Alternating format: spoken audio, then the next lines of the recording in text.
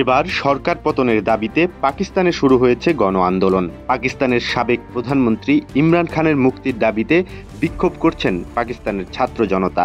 পাকিস্তান গণমাধ্যমের দাবি, বাংলাদেশের হাসিনা সরকার পতনের আন্দোলনের প্রভাব পড়েছে পাকিস্তানেও।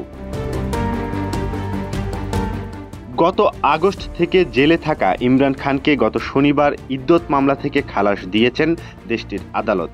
কিন্তু কর্তৃপক্ষ নতুন আটকাদেশ জারি করায় তিনি মুক্তি পাননি।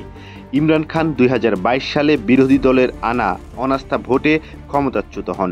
2018 সালে সরকার প্রধান হয়েছিলেন এই নেতা। তার মুক্তির দাবিতেই আন্দোলন শুরু করেছে পাকিস্তানের রাজনৈতিক দল পিটিআই।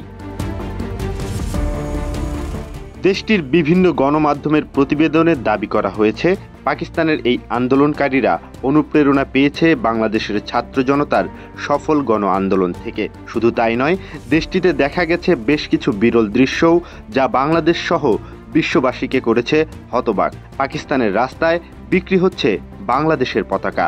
কেউ না বুঝলেও আমরা আপনার প্রয়োজন বুঝি, আর তাই তো অত্যাধুনিক ফিচার সম্বলিত বিভিন্ন সাইজ আর কালারের 250-টিরও বেশি ডিজাইন অপশন নিয়ে ওয়ালটন স্মার্ট ফ্রিজ বোঝে আপনার প্রয়োজন।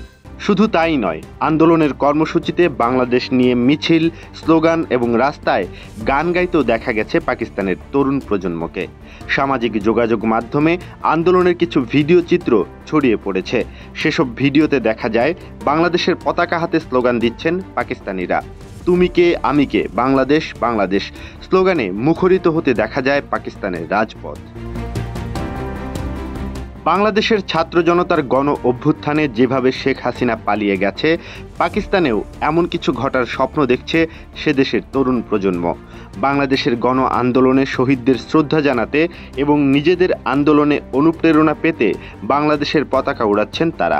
শুধু বাংলাদেশ নয়, বিক্ষোভে অনেক ছাত্র জনতা ফিলিস্তিনের পতাকাও বহন করছেন।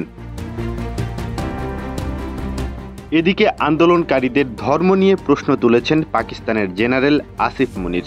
তিনি বলেন, যারা আন্দোলন করছে তারা মুসলমান নয়, এমনকি তারা পাকিস্তানের কেউ নয়। তার এই বক্তব্যের পর আরও ক্ষোভে ফেটে পড়েছে পাকিস্তানি জনতা। মিছিল নিয়ে রাস্তায় নেমে এসেছে সাধারণ মানুষ। এসব মিছিল সমাবেশে বাংলা গান গেয়ে বিক্ষোভকারীদের উজ্জীবিত করতে দেখা যায়। এদিকে চাহিদা বাড়ায় পাকিস্তানের ফুটপাতেও বিক্রি হচ্ছে বাংলাদেশের পতাকা। এছাড়াও বাংলাদেশের শেখ হাসিনার পতনের পর বাংলাদেশের মতো আনন্দে ভাসতে দেখা গেছে পাকিস্তানের মানুষকেও। এমনকি সেদিন পথে পথে মিষ্টি বিতরণ করার ভিডিও ছড়িয়েছে সামাজিক যোগাযোগ মাধ্যমে।